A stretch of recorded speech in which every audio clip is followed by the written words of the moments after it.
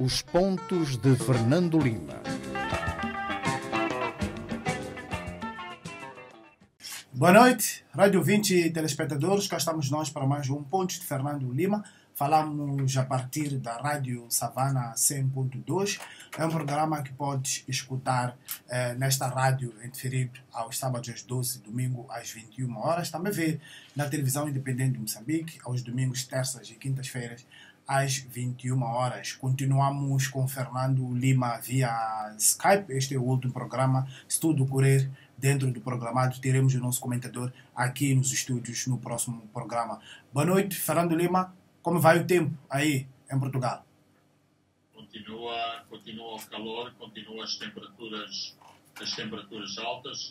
Portugal é um país produtor de vinho e, portanto, nesta altura começa a colheita de vinho, que é uma das principais riquezas económicas do país.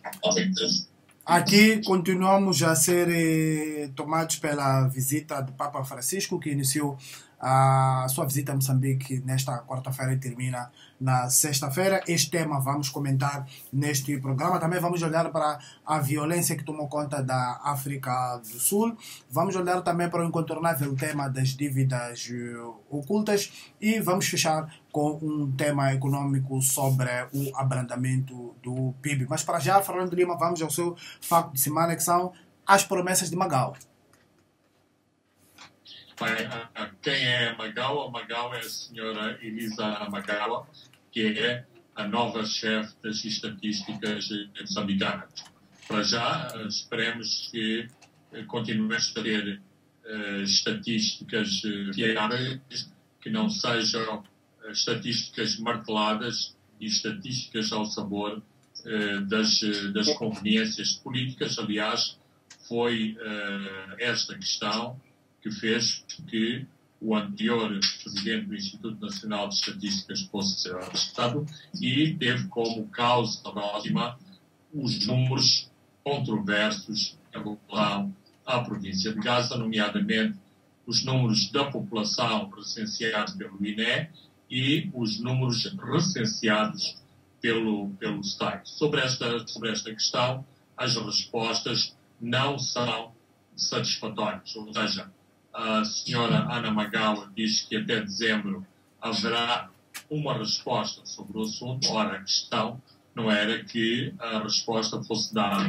em dezembro, mas a resposta fosse dada até 15 de julho. E havia essa possibilidade e claramente, porque a CNE, porque o SAI são instituições politizadas e porque claramente estão ao serviço do Partido Frelimo, não quiseram aceitar uma auditoria aos números de Gaza, que afastariam, de facto, todas as interrogações em relação à população existente nesta província que habitualmente vota Frelimo e cujos votos serão extremamente importantes para determinar se haverá ou não segunda volta nas eleições presidenciais e, em caso de números muito próximos entre os dois mais votados candidatos presidenciais, terá um papel importante nesse desempate, papel importante a favor do candidato do Partido Frelimo. E Arnamo já reagiu a este pronunciamento de Magawa e dizer claramente que esclarecer este assunto em dezembro beneficia o partido no poder.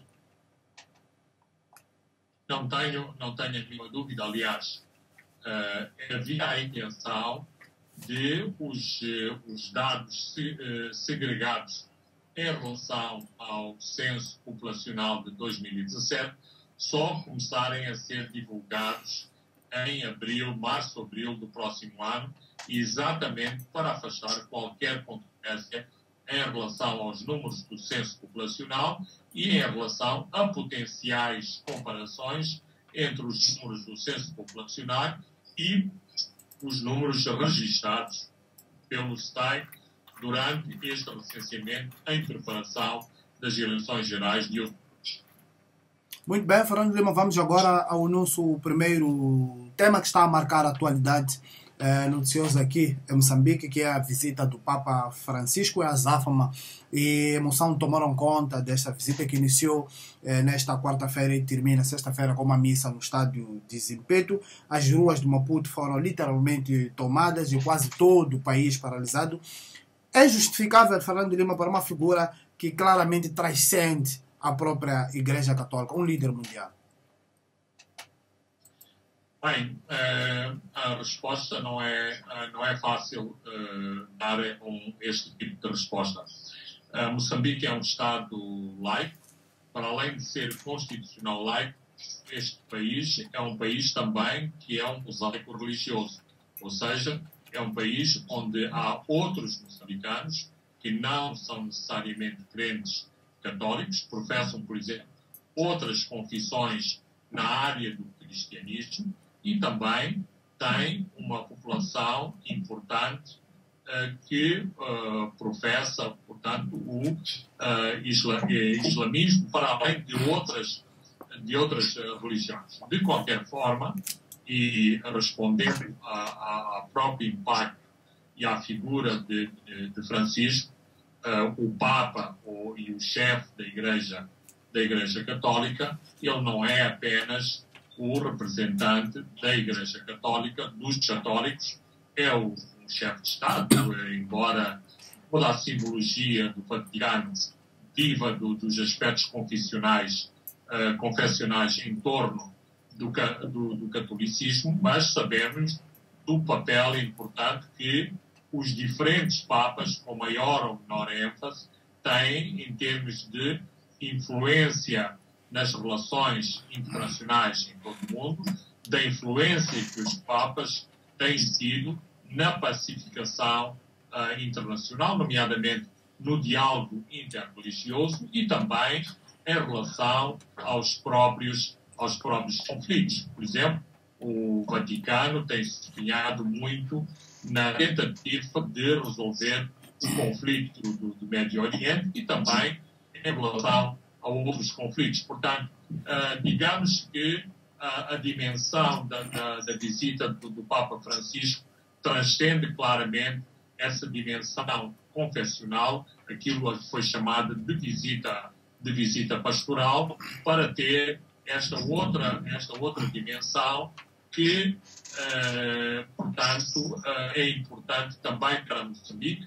para os moçambicanos, sobretudo no momento em que continua a haver uma assinalável turbulência na sociedade moçambicana. Fernando Lima, havia receios de que a vinda de Papa em pleno momento de campanha eleitoral podia ser usado para aproveitamentos políticos. Este timing foi abertamente criticado pela sociedade, alguns setores, inclusivamente em meios católicos e por alguns bispos. Até o momento em que estamos neste programa, é antes do fim da visita formal, acha que este Papa tem conseguido passar ao lado da campanha eleitoral? Está claro que ele assumiu este risco ao vir em Moçambique neste momento. Acha que está a conseguir oferecer uma visão que ultrapassa as expectativas dos críticos? Bem, claramente o Papa e a Igreja Católica seriam os últimos a querer colar esta visita, esta viagem, a um momento de campanha eleitoral. Portanto, o Papa fará tudo para se afastar da campanha eleitoral. A Igreja Católica, ela própria, também estará interessada em não ter qualquer colagem ao particular momento que Moçambique está a viver. Agora, independentemente dos desejos do Papa e da Igreja Católica, os factos falam por si. É o hospedeiro oficial da visita do Papa a Moçambique, é o governo de Moçambique, é o presidente de Moçambique, portanto, o governo e o presidente de Moçambique, que também é candidato presidencial, claramente vão colher os benefícios desta viagem, a não ser que o Papa Francisco faça declarações controversas que coloquem a imposição menos airosa, o governo e as autoridades do dia em Moçambique, caso que não, penso que venha a acontecer, porque habitualmente as declarações dos Papas são declarações por datas, não obstante aqui e ali conterem o quê de crítica, nomeadamente em relação às desigualdades sociais, em relação às oportunidades, uma vez que isto faz parte da doutrina social da Igreja Católica e, portanto, os Papas, como líderes da Igreja Católica, não se podem afastar destes aspectos doutrinários da própria Igreja Católica. Agora, claramente, há um beneficiário desta visita. Esse beneficiário é o governo e o presidente. Claramente, isto poderá ter um impacto na campanha eleitoral. Claramente, o timing desta visita não foi o mais apropriado, mas eu tenho a certeza absoluta que o governo e o presidente se esforçaram muito para conseguir esta visita este ano. Há outros aspectos também a realçar, nomeadamente todo o esforço de reconciliação em relação à família moçambicana e, em particular, em relação à RENAM, e isso deve ser assinalado no sentido positivo, mas se não houvesse essa pressão, essa intenção de Moçambique querer muito receber o Papa Francisco, esta visita não teria acontecido e, sobretudo, não teria acontecido com este timing. Também nas vésperas da vinda do Papa circulou nas redes sociais uma carta atribuída a setores muçulmanos e que ninguém assumiu sobre a visita do Papa, apelar aos muçulmanos para não se dirigirem aonde o Papa estiver, considerando que é o inimigo do Alá, é o líder dos descrentes. Aparentemente, esta carta não teve o impacto desejado. Vimos o Papa ao lado, por exemplo, do Sheikh Amendoim e também dos outros líderes religiosos. Bem, o Papa, os Papas, e em particular também este Papa, têm feito um grande esforço interconfessional e neste esforço de diálogo interconfessional inclui-se o islamismo. Portanto, seria incontornável em Moçambique, onde existe uma faixa significativa e incontornável de crentes islâmicos que não se processassem desta forma e aqueles que são os líderes islâmicos interagissem com o Papa. Por outro lado, o islamismo oficial, e isto é uma sigla que eu estou a usar neste momento, o islamismo oficial é a favor do diálogo interconfessional. O islamismo oficial tem-se claramente demarcado de outras visões mais radicais do Islão, de outras visões do Islão que são contra, por exemplo, a aproximação em relação ao catolicismo e em relação ao representante do catolicismo, neste caso, o Papa Francisco. Portanto, do ponto de vista formal, estas questões estavam muito claras. Agora, há também um aspecto que é incontornável. Há uma situação de violência em Cabo Delgado. A situação de violência, ao contrário daquilo que o presidente Nyusi disse que são malfeitores sem rosto, nós sabemos que tem por trás, grosseiramente ou não, tem por trás uma inspiração islamita, pode ser tosca, podem os seus contornos não serem os mais expressivos, mas existe essa conotação e isso é incontornável. E, portanto, também este aspecto, também este fenómeno tem que ser gerido com muita sensibilidade para exatamente não se exacerbarem os ânimos, não se exacerbarem posições e, portanto, é preciso encontrar soluções para aquilo que é a violência em Cabo Delgado, tenha ou não grande ênfase confessional. E outras pressões nas vésperas do Papa vieram da sociedade civil, que numa carta aberta exigiram que o Papa se pronunciasse sobre a violação dos direitos humanos. Fernando Lima, até o momento em que estamos a comentar esta visita papal, ainda oficialmente ainda não terminou e o Papa ainda não se pronunciou diretamente sobre estas questões. Ele devia falar sobre questões sobre os direitos humanos. Bem, eu não sou vidente. Muitas vezes estas capacidades são atribuídas exatamente a pessoas que têm esta responsabilidade religiosa, embora eu tenha também as minhas dúvidas intelectuais em relação a esse tipo de milagres e de cosmogonias.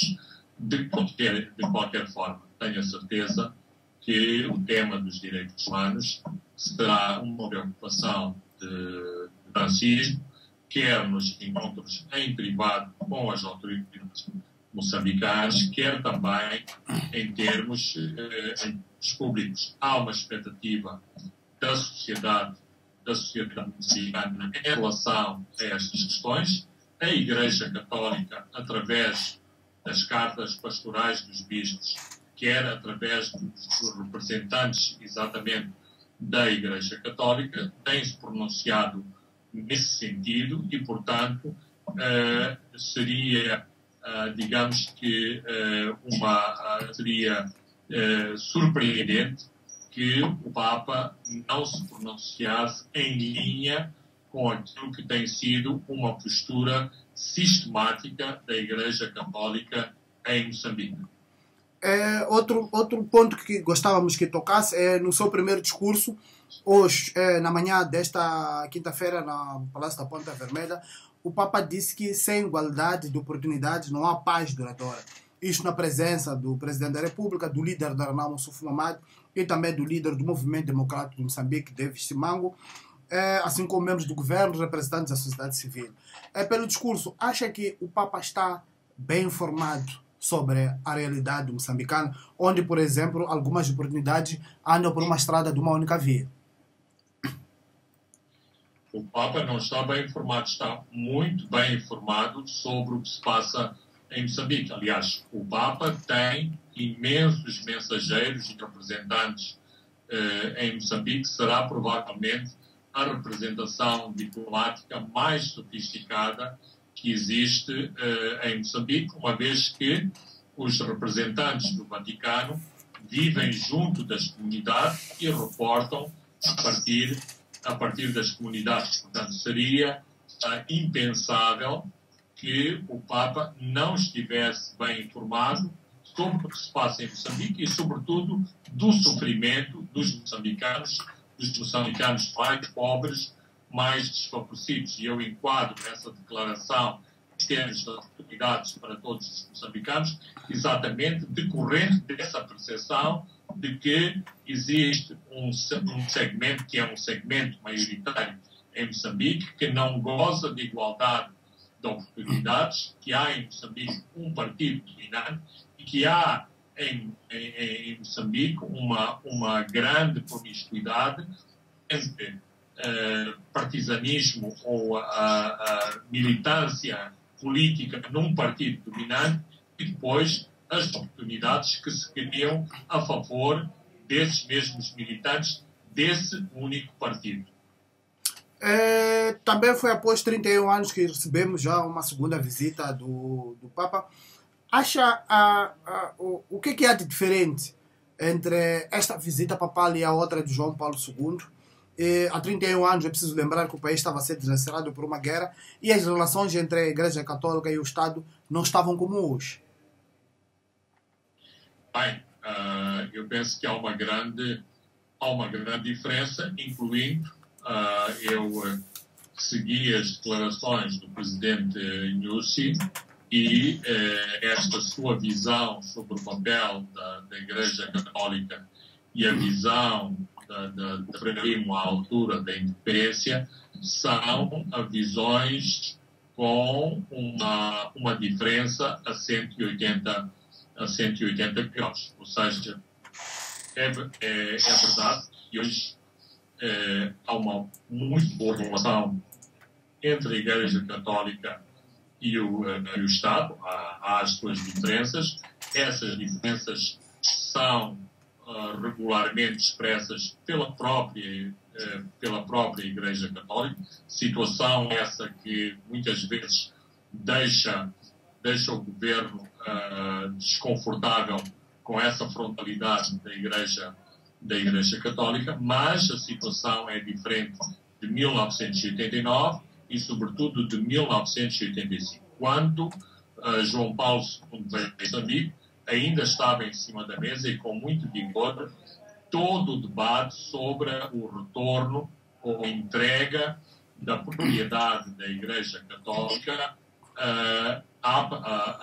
e que tinha sido confiscada e nacionalizada pelo Estado à altura da independência ou nos meses e anos que se seguiram à independência. A questão da propriedade da Igreja Católica não se cinge apenas aos mosteiros, às igrejas, aos sítios eminentemente religiosos, mas a propriedade da Igreja envolvia obras de beneficência, lares femininos, lares masculinos, escolas de artes e ofícios, hospitais, muita propriedade, e nem toda essa propriedade até hoje foi devolvida à Igreja Católica. Aquilo que existe é uma atitude construída no sentido de, inclusivamente, se negociar determinadas entregas, uma vez que muitos desses edifícios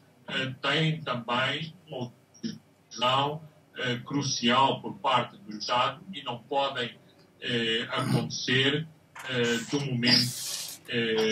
momento para o outro. Também se verifica, e é importante repetir isto, que o Estado moçambicano tem mostrado muito maior disposição de retornar a propriedade da Igreja Católica do que propriamente retornar a propriedade de outras confissões religiosas que também perderam propriedade a favor do Estado.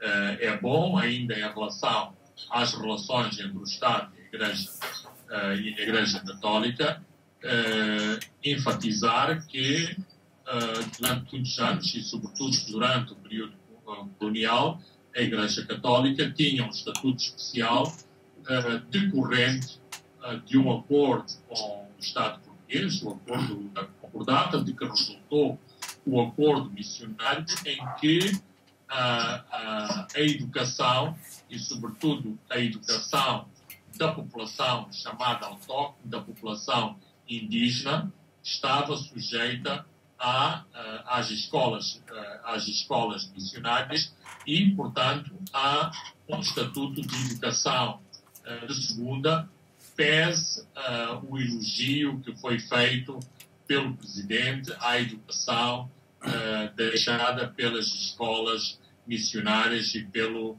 próprio trabalho da missionação em Moçambique. E esse é um tema que os jornalistas previam, por exemplo, de que o Papa chega 7 anos depois da assinatura de uma concordata entre o Vaticano e Moçambique, e a concordata ainda não está plenamente traduzida na prática, em parte por razões técnicas. Este era um assunto que se previa que estivesse por cima da mesa entre o Papa e o presidente Nyusi, para além dos temas oficialmente anunciados, que é a esperança, paz e reconciliação. Bem, eu não conheço todos os detalhes dessa negociação. De qualquer forma, e isto desde o início sempre ficou claro, qualquer acordo preferencial entre Moçambique, o Estado de Moçambique e a Igreja Católica tem que passar por duas premissas essenciais. Moçambique é um Estado independente, é um Estado não confessional, é um Estado constitucionalmente laico e, portanto, não se aplicam a Moçambique os estiveram na base da relação entre o Estado português e por outro lado, tendo por fundo os pressupostos que acabei de enunciar, Moçambique também tem que honrar a diversidade religiosa que existe no país e, portanto, não há igrejas de primeira e não há igrejas de segundo, e o Estado tem que respeitar este princípio e tem que ter sensibilidade e a natureza do melindre que há em relação a uma problemática que pode ser vista como privilegiando uma determinada confissão religiosa. Muito bem, Fernando Lima, vamos a um brevíssimo intervalo e voltamos já.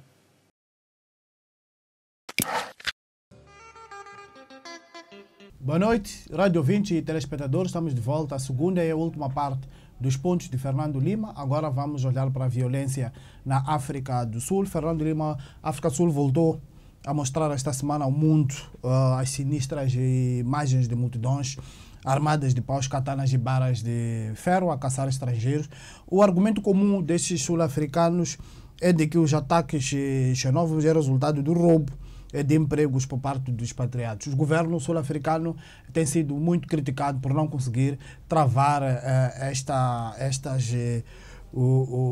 violência, e isso já provocou retaliações noutros países. Fernando Lima, como é que está a acompanhar este caso da África do Sul, que já é recorrente?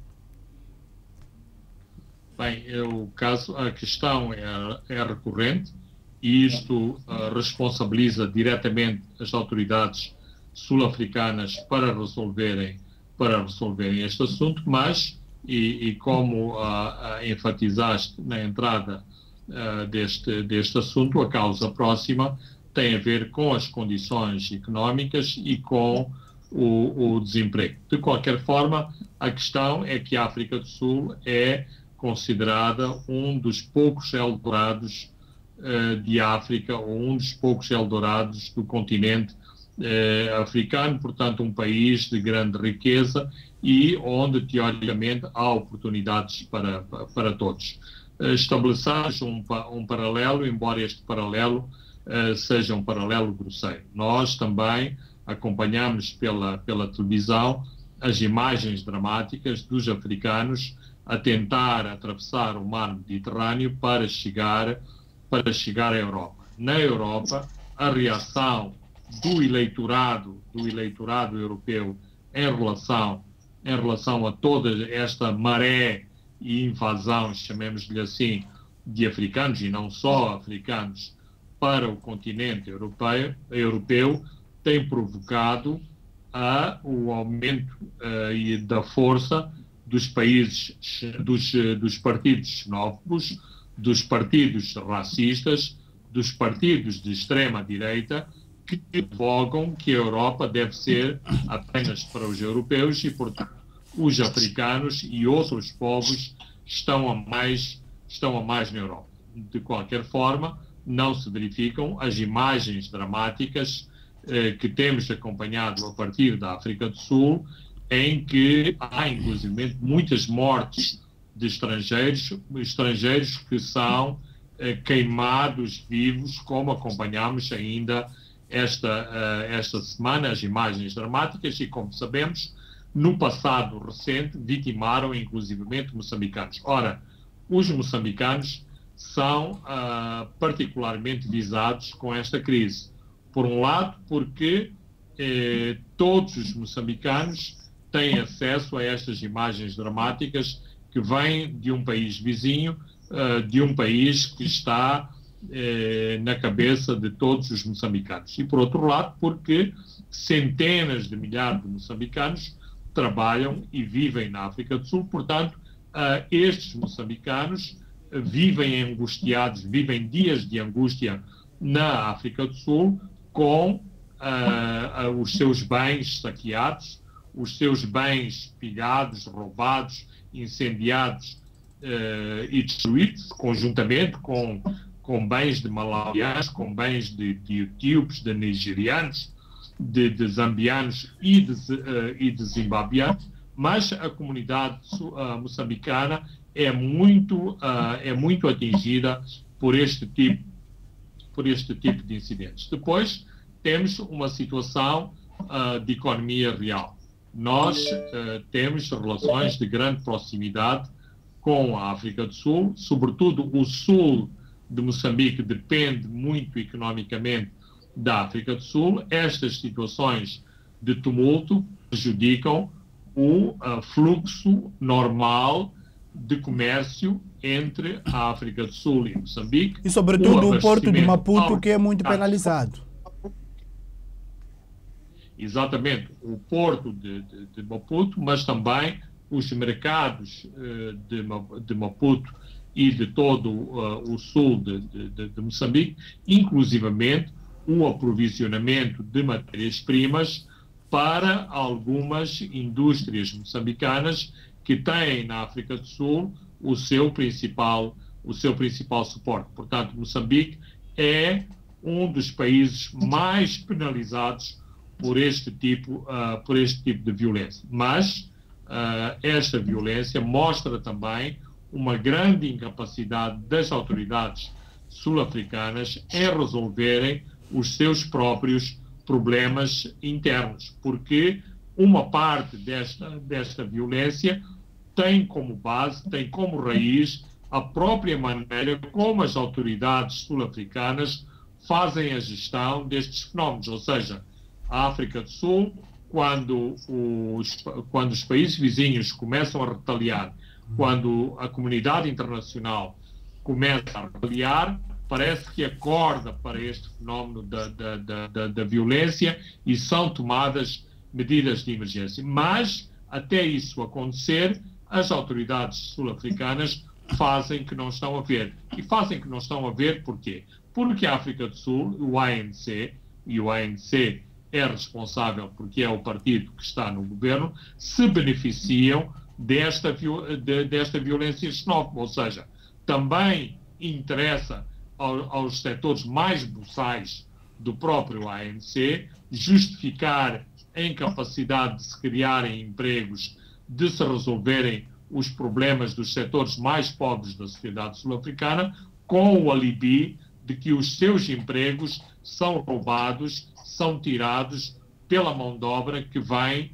de outros países do continente africano. Ora, não são os estrangeiros que tiram os empregos aos sul-africanos, mas os estrangeiros hoje na África do Sul fazem exatamente os trabalhos que os sul-africanos não gostam de fazer. O trabalho agrícola, o trabalho de limpeza, portanto, tudo trabalhos não especializados que são hoje feitos por estrangeiros. E claro que depois isto gera situações de trabalho incontroláveis que o próprio mercado, que a própria conjuntura acaba por determinar. Ou seja, a mão de obra estrangeira constitui uma pressão para a própria mão de obra sul-africana, porque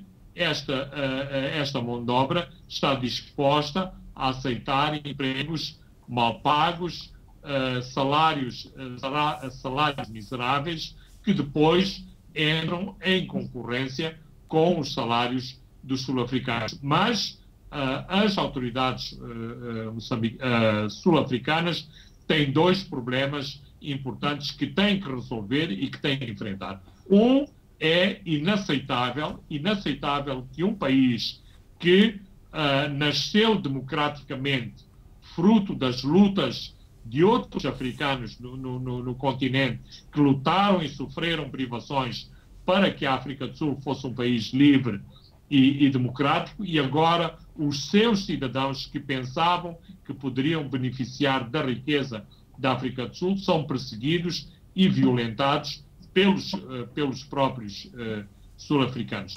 A segunda questão é que o governo da África do Sul também tem que resolver os problemas de economia e resolvê-los numa situação em que não existam estes fenómenos que depois resvalam para o racismo e para a xenofobia. Parece que tudo está bem quando esta violência é concentrada na violência verbal, por exemplo, contra a população branca da África do Sul e depois também contra os estrangeiros. Ora, os estrangeiros e o fenómeno dos estrangeiros imigrarem da África do Sul não pode ser resolvido assim. Para usar termos muito crus e muito violentos em relação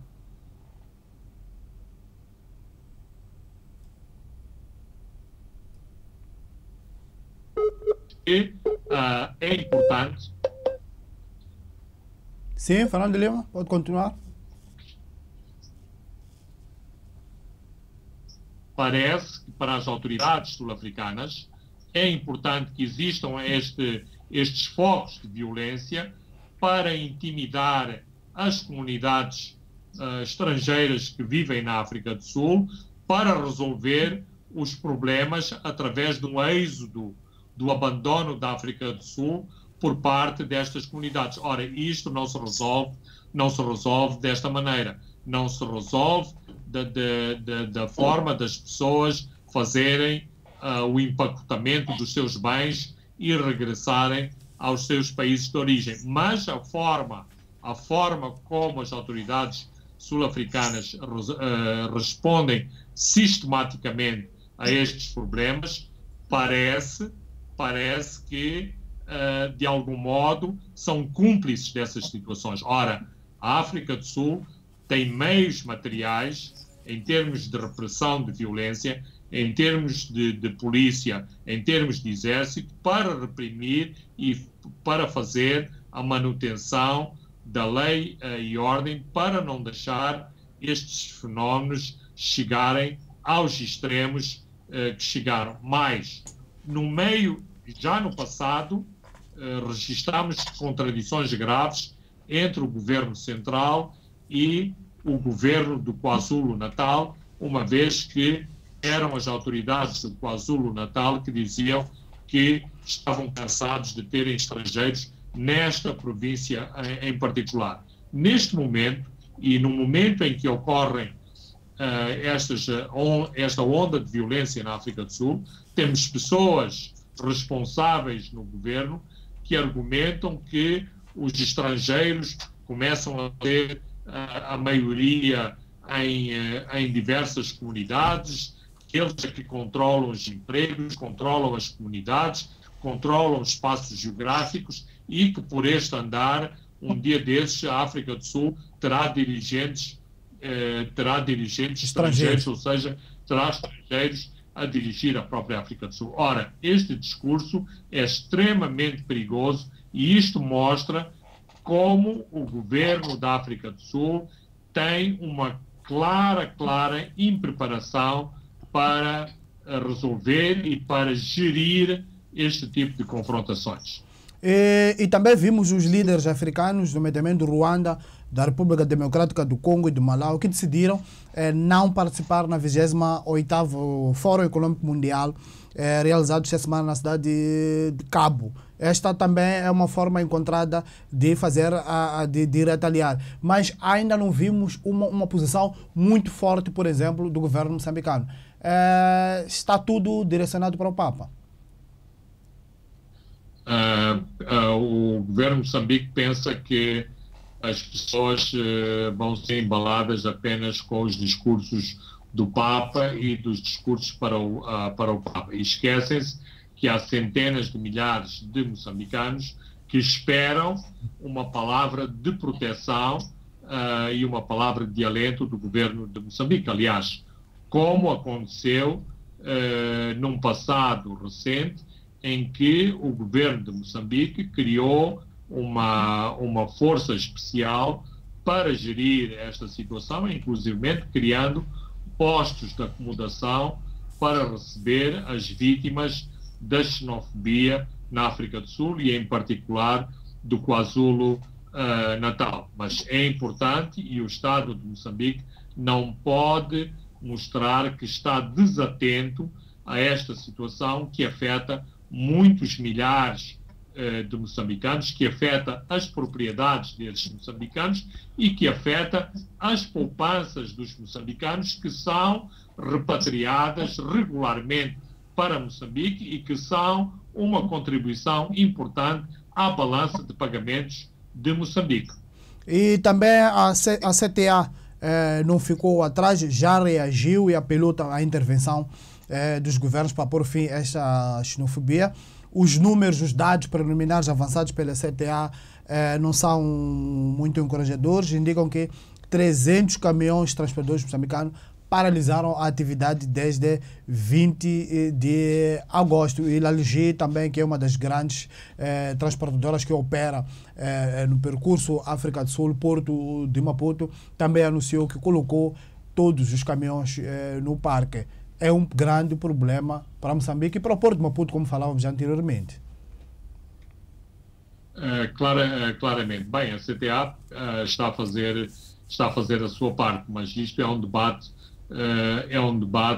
que tem outro tipo de contornos, porque inclusivamente o setor da caminhonagem tem situações de grande desigualdade em que a caminhonagem sul-africana controla a parte de leão de todo o comércio entre Moçambique e África do Sul, não só a caminhonagem, como também o próprio transporte de passageiros, e isto decorre de uma situação claramente de desigualdade económica entre Moçambique e África do Sul.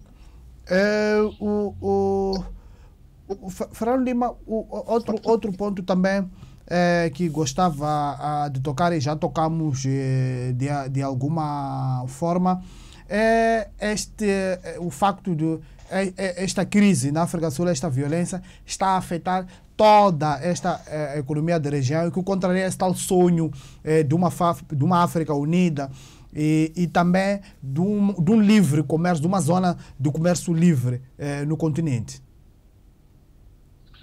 Às vezes são precisos estes fenómenos para nós acordarmos para a realidade.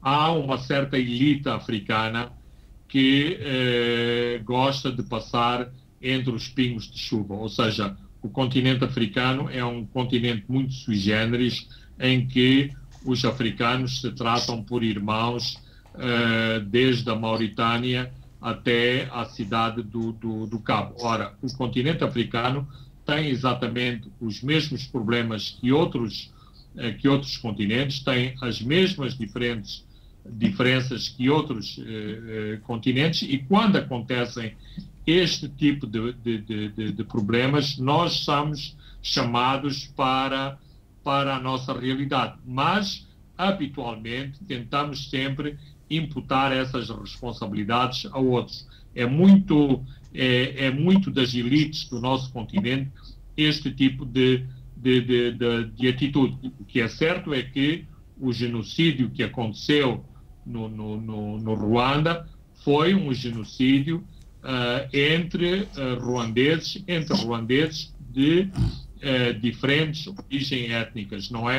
Não foi um genocídio trazido pelas Nações Unidas, pela Bélgica ou pela França, como muitos pretendem.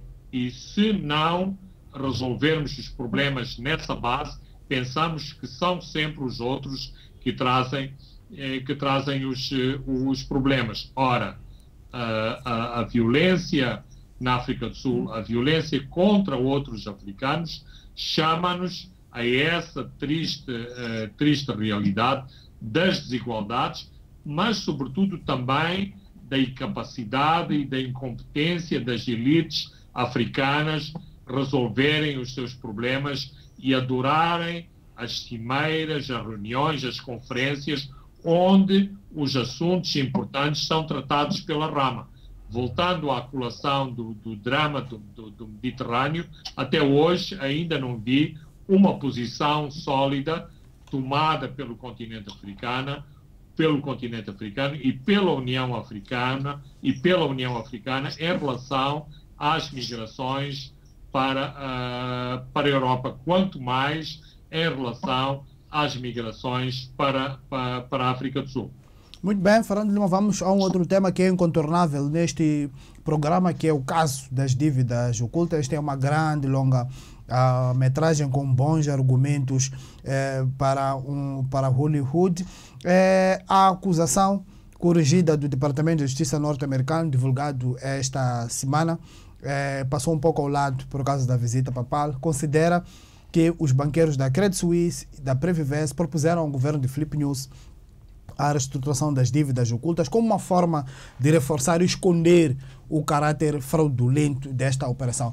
Foram no passado várias estratégias usadas para fugir às responsabilidades. Exatamente, ou seja, para entrar no enredo de Hollywood, nós temos dito que ainda não vimos o filme todo e, portanto, se calhar não é um filme, é uma série ou é uma telenovela, ou seja, nós vamos acompanhando os vários fascículos de um mesmo problema e esta telenovela também tem vários realizadores e, portanto, depende do realizador que pega no guião, dá-lhe a sua própria sequência, dá-lhe o seu próprio enquadramento para tentar justificar uma série de factos a seu próprio favor. À medida que os argumentos são postos em cima da mesa, há também novos contra-argumentos que são expostos. E em relação à questão muito concreta que está a ser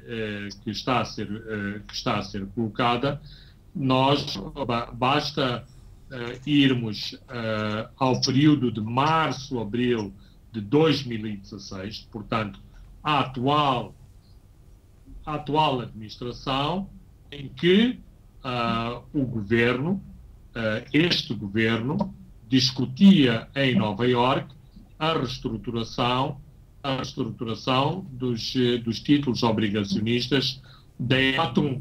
E esta reestruturação contava não apenas com elementos do governo de Moçambique, com os credores dos títulos, mas também com elementos da Privinvest, portanto, a empresa que forneceu os bens da Ematum, e também os elementos dos bancos que forneceram o crédito para essas operações. Porquê que estas operações surgem mais uma vez a público? Porque num passado recentíssimo, os advogados de Jean Boustany, portanto o indivíduo da Privinvest que liderou todas estas operações, tentou dizer que o foro jurídico de Nova Iorque não seria o foro apropriado para discutir essas questões, uma vez que todas essas ações se passaram fora desse foro judicial. Ora, aquilo que o Tribunal de Nova Iorque está a fazer é tentar demonstrar por A mais B que, as transações bancárias ou parte das ações, nomeadamente as ações relativas à M1, também elas passaram por Nova Iorque e não abrangeram apenas o período anterior a janeiro de 2015, mas também tiveram lugar em 2015 e mesmo em 2016. 2016, para recordar os nossos telespectadores, foi o ano fatídico em que todos estes factos vieram ao público e foram denunciados como o escândalo das dívidas ocultas. Aliás, esta acusação revista diz claramente que os autores apresentaram falsas informações sobre o projeto marítimo para defraudar investidores norte-americanos, levaram os investidores a usarem canais eletrônicos norte-americanos e bancos baseados em Nova Iorque para o esquema fraudulento. ou seja, fazem cair toda esta argumentação de Jan Bostan. Claramente, este reelaborar da acusação visa exatamente isso, responder à última argumentação apresentada pelos advogados de Jan Bustani no sentido de afastar o foro judicial Nova York da acusação a Jan Bustani, porque, como sabemos, os bancos ou os escritórios dos bancos que negociaram os créditos a favor de Moçambique são escritórios sediados em Londres, nomeadamente Credit Suisse Londres e VTB Londres. E também fazer lembrar, é um número que já avançamos aqui neste programa, que pelo menos 200 milhões de dólares foram usados para os subornos, e também a Privivest inflacionou os preços do equipamento marítimo adquirido às 3 empresas. E é também preciso recordar que o relatório Kroll dizia na altura que a Privivest inflacionou o custo dos serviços de bens e forneceu em Moçambique, e esta inflação foi em pelo menos 713 milhões de dólares. Esta nova versão enfatiza todos esses aspectos, mas vai de encontro a uma convicção, muito forte dos procuradores norte-americanos, ou seja, nunca houve um projeto de defesa marítima.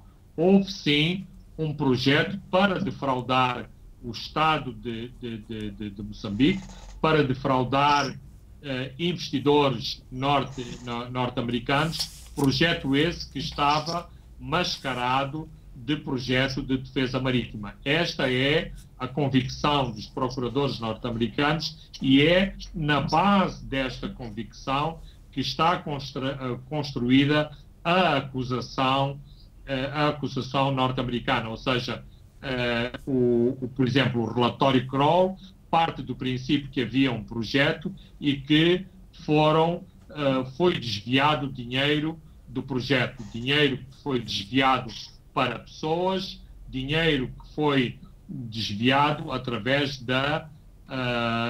do inflacionar de preços dos equipamentos fornecidos. A teoria dos norte-americanos, dos procuradores norte-americanos, é radicalmente diferente, ou seja, na percepção deles nunca houve este projeto de defesa.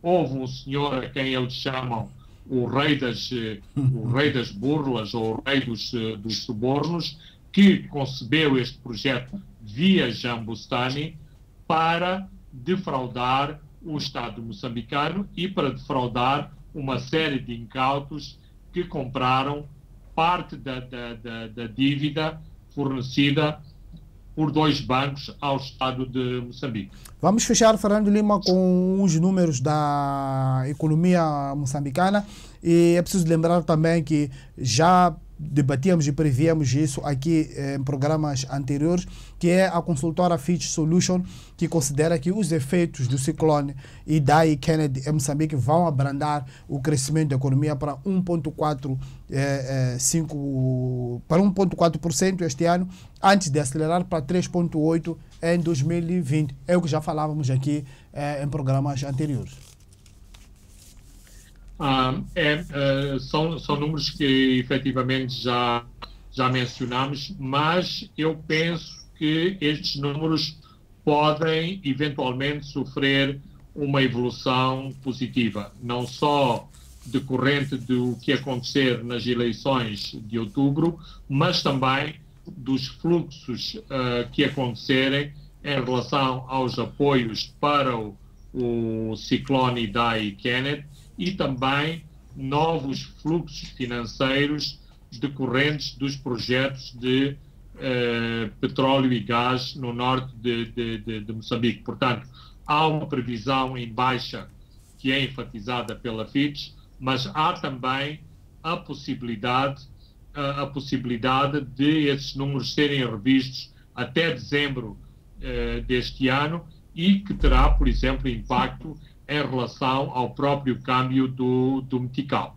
Muito bem, Fernando Lima, chegamos ao fim de mais um programa onde olhamos para a visita do Papa Francisco em Moçambique, que iniciou nesta quarta-feira e termina nesta sexta-feira. Comentamos também a violência na África do Sul, olhamos para o incontornável tema das dívidas ocultas e fechamos com as previsões da economia moçambicana. Eu sou Francisco Carmona.